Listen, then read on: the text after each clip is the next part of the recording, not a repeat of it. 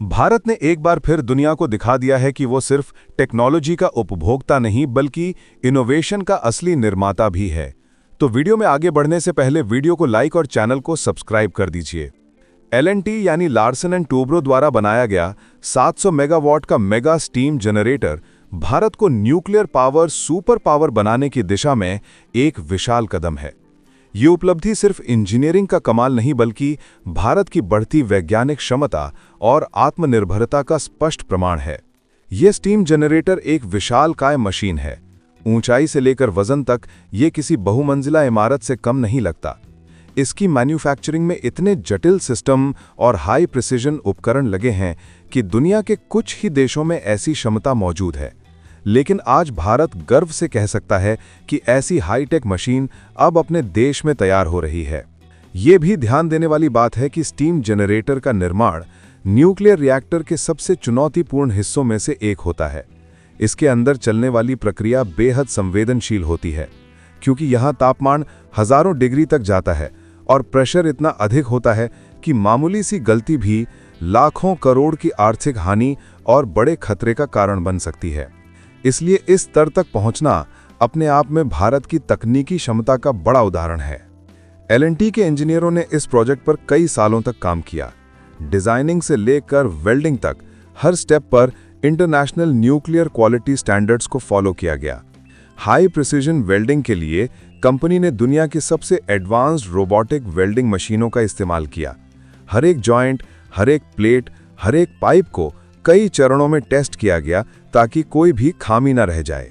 भारत की nuclear economy में यह स्टीम जनरेटर कितनी बड़ी भूमिका निभाएगा, इसका अंदाजा इसी से लगाया जा सकता है कि 700 मेगावाट के PHWR रिएक्टर्स देश की आने वाली ऊर्जा जरूरतों का एक बड़ा हिस्सा पूरा करेंगे। भारत पहले ही कांकरापार में 700 मेगावाट की यूनिट 3 को सफलतापूर्वक चला रहा है और यूनिट 4 भी जल्द शुरू होने वाली है। अब देश के विभिन्न राज्यों में इसी मॉडल के कई नए प्लांट बन रहे हैं। इस मेगा स्टीम जनरेटर के स्वदेशी निर्माण का मतलब है इन न्यूक्लियर प्लांट्स के निर्माण की रफ्तार पहले से 2 गुनी हो सकती है। अब विदेशों से सालों इंतजार नहीं करना पड़ेगा, नहीं करोड़ों खरबों की अतिरिक्त लागत आएगी। भारत अब अपने न्यूक्लियर प्रोजेक्ट्स को अपने टाइमलाइन पर अपनी क्षमता से और अपनी तकनीक से पूरा कर सकेगा। सरकारी आंकड़ों के अनुसार भारत इन न्यूक्लियर प्रोजेक्ट से अगले 10-15 सालों में अपनी ग्रीन एनर्जी कैपेसिटी को कई गुना बढ़ा लेगा।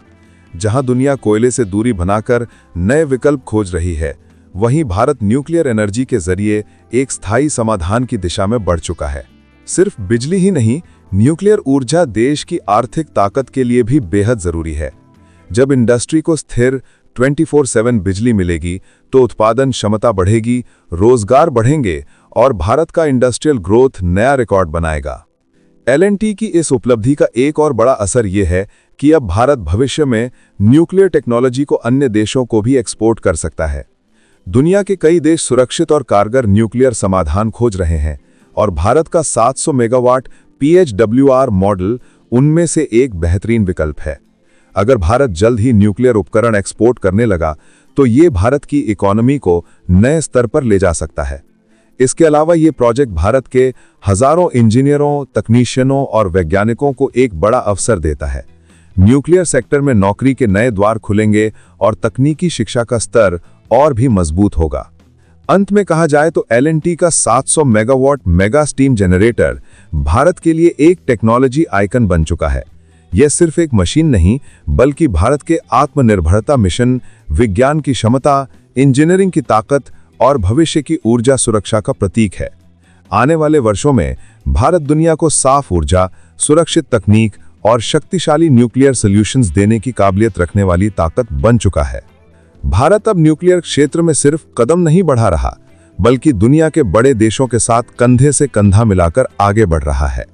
अगर आपको ये रिपोर्ट पसंद आई हो तो वीडियो को लाइक करें, अपने विचार कमेंट में लिखें और चैनल को सब्सक्राइब करना ना भूलें ताकि आपको देश विदेश की हर बड़ी खबर सबसे पहले मिले।